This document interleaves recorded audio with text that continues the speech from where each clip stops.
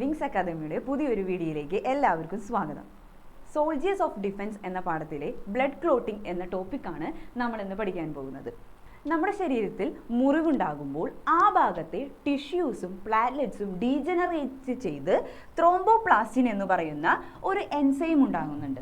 ഈ ത്രോംബോപ്ലാസ്റ്റിനും കാൽഷ്യവും വിറ്റമിൻ കെയും കൂടി ചേർന്ന് പ്രോത്രോംബിൻ എന്ന് പറയുന്ന ഒരു പ്രോട്ടീനെ ത്രോംബിനാക്കി മാറ്റുകയാണ്.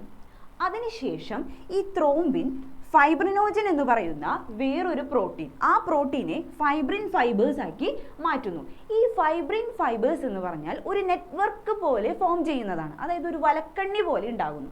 ഈ വലക്കണ്ണികളിൽ, അതായത് ഈ നെറ്റ്വർക്ക് ഓഫ് ഫൈബ്രിൻ ഫൈബേഴ്സിൽ നമ്മുടെ റെഡ് ബ്ലഡ് സെൽസും പ്ലാറ്റ്ലെറ്റ്സും കൂടി എൻടാങ്കിൾഡ് ചെയ്ത് കുടുങ്ങി ഒരു ബ്ലഡ് ക്ലോട്ട് ഫോം ചെയ്യുകയാണ്. നോക്കൂ, അതിൻ്റെ ഒരു പിക്ചർ നമുക്ക് നോക്കാം.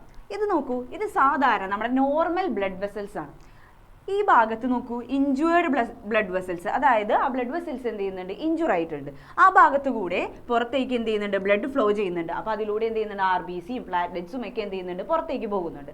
അതിനുശേഷം നമ്മൾ നേരത്തെ പറഞ്ഞ ആ പ്രോസസ്സ് ഒക്കെ നടക്കുന്നു. അതായത് ത്രോംബോപ്ലാസ്റ്റിൻ, കാൽഷ്യം, വിറ്റമിൻ കെയും കൂടെ ചേർന്നിട്ട് പ്രോത്രോംബിനെ ത്രോംബിനാക്കുകയും അതിനുശേഷം ത്രോംബിൻ ഫൈബ്രിനോജനെ ഫൈബ്രിൻ ഫൈബേഴ്സ് ആക്കി മാറ്റുന്നു. അങ്ങനെ നെറ്റ്വർക്ക് ഒക്കെ ഫോം ചെയ്ത് നമ്മൾ എന്ത് ചെയ്യുന്നുണ്ട്, കണ്ടോ, എല്ലാം കൂടി എന്ത് ചെയ്യുന്നുണ്ട്, ഇവിടെ കുടുങ്ങിക്കിടന്ന് ഒരു ബ്ലഡ് ക്ലോട്ട്, ഇത് നോക്കൂ, കണ്ട, ബ്ലഡ് ക്ലോട്ട് ഫോം ചെയ്യുന്നു.